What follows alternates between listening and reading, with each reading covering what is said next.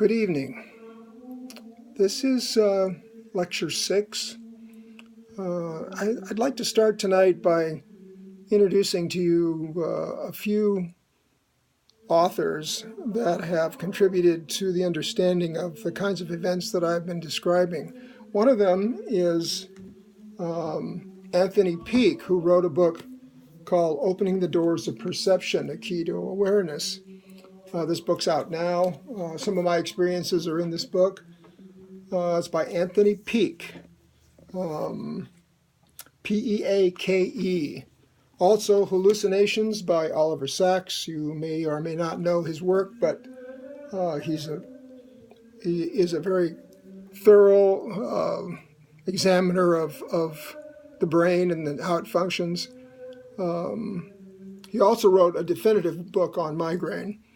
So those three books, plus others, could give you a pretty good background into substantiating the kinds of experiences that I have, and that they're not as unusual as you might expect. What I want to talk about tonight, a couple of things. First of all, some years ago, in fact many years ago in the late 1970s, I was sitting in my study working in my journal. I was writing music at the time, and the room began to change shape, which is not unusual for me, so I usually just relax and sit back and see what's going to take place. And in this case, the room grew very large and very long. Now, that is common with people with temporal lobe epilepsy. But after it had resized itself to this very long, very wide room, I saw myself sitting at a desk as an old man, kind of like the way I look now. And on the walls, all around, were drawings and paintings that I knew intuitively that I had done. Now, you got to understand that when I had the vision, or when I went out into this realm of consciousness, I wasn't a painter. In fact, I couldn't draw at all. I was a musician, and music was going to be my life's work, and I never thought of myself as ever being an artist, or having anything to do with art, as a matter of fact. But something in the vision gave me an insight into the future. There's another book called The Man Who Remembered the Future. It's by Tony Peake as well. It's about Philip Dick. And I didn't realize at the time of the vision that I was looking at my own future, because I am sitting in a room right now that's filled with paintings, drawings, sculptures, journals, 7,000 drawings I've done, shows all over the world. I never, ever dreamt that I'd end up being a professional artist, but that's exactly what happened. So that means that in some way, the future already exists, or it simultaneously exists with the present. And I think that we can say with some authority that we can see the future, that it's already there because we've already lived it. I know that sounds weird, but if you look at modern physics, it's not so weird. Plus, I had a vision I call the House of Mirrors, and I was on the mountain, of course, and I was meditating in my lotus position, and I left my body, and I was walking down the road, but the road suddenly disappeared, and I was in a big room. And the room was filled with mirrors, kind of like the old-fashioned house of mirrors that you could see in a carnival. I don't know if any of you have been to anything like that. Carnivals are kind of gone now. It's Disneyland and what have you. But this was like that. But it was, all the mirrors were floating free. They weren't attached to anything.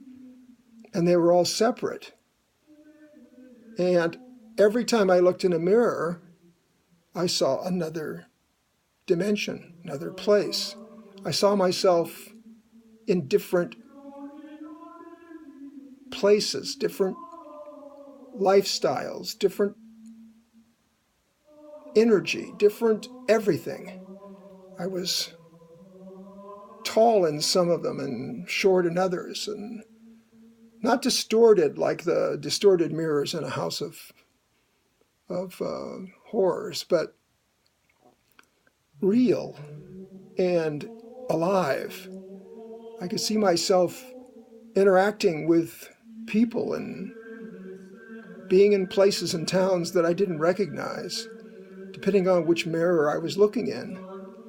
I would look in one mirror and it would look like it was 300 years ago, and Los Angeles was a little adobe town with a church, and that's all it was. And then I'd look at another mirror and it would be the 1950s, and another mirror would be present day, and on and on and on.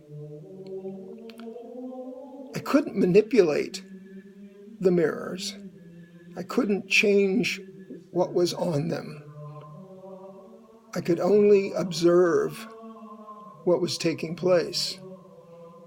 Here I am in one mirror composing a piece at the piano. There I am in another mirror doing a painting.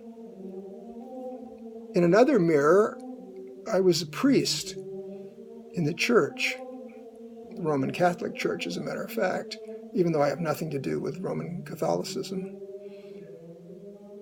And on and on. In another mirror, I was a wanderer in a very sparse, desolate landscape, an old monk-looking creature,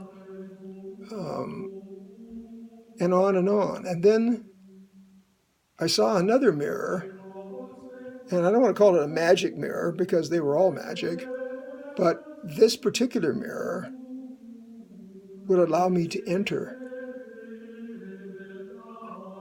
And it was kind of scary because it was just blue with clouds on it.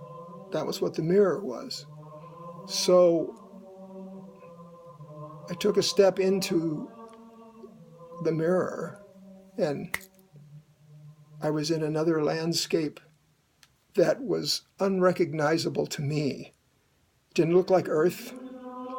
As a matter of fact, it looked like another planet. Now, I have a mythology in my mind and in my heart and in my soul about being from another planet in the constellation of Orion, which I'll talk about in another lecture. And I believe that this was my first glimpse of a planet I call Zelcon, Z-E-L-C-O-N. And it's in the third star in Orion's belt. It's in one of those stars in Orion's belt. It's dark. The seas are a beautiful dark blue. It's not inhabited by mortals. At least they don't look like mortals.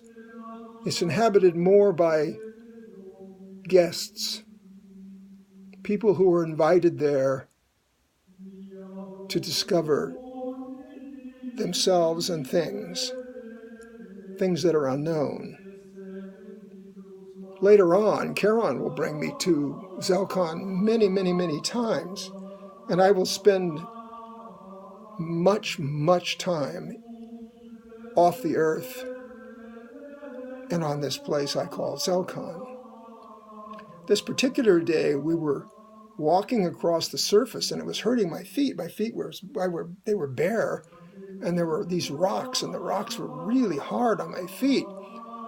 And I thought that, this is really uncomfortable. I have to get off this. And so all of a sudden I started to float. And we just floated over this mountain and looked back at the beautiful sea, even though it was half the light that it is here, even in the daytime. But it was absolutely stunningly beautiful. And about that time, Charon was there.